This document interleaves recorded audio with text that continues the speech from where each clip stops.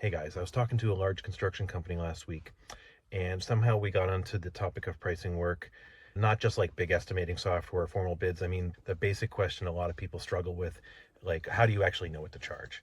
Because I think a lot of the people kind of wing this more than they want to admit. Some go hourly, some people do time and materials, some people just kind of guess based on what feels right, and some people they're probably too cheap because they're afraid to lose the job, right? And honestly, that's where a lot of people get themselves into trouble, because if you don't really know what it costs you to be in business, you can't stay in business and still not make money, right? So that's just a awful, brutal place to be. So when I think about pricing, I think it starts with a pretty simple question: what kind of job is this, right? Is it something really clear and straightforward, or is it one of those jobs where you don't fully know what you're walking into yet?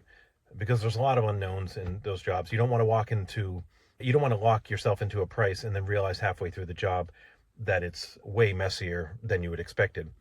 But if it's something more predictable, then sure, fixed pricing can work, task pricing can work, square foot pricing can work in the right situations. But whatever method you use, you still have to know your numbers. So like, what does it actually cost you to run your business?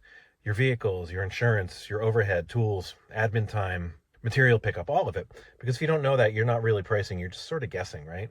And I think the other big thing people miss is not every job deserves a yes. Sometimes the right move is actually charging enough that if they say yes, great. And if they say no, that's fine.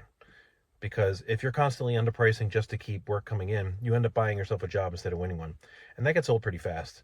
So for me, good pricing is part math, part judgment, but it starts with knowing your costs, right?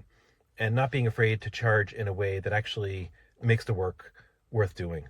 So I'm curious what you guys think about the pricing right now. Are you dialed in on it? Or are you still going with your gut feel? Let me know in the comments or reach out to me individually.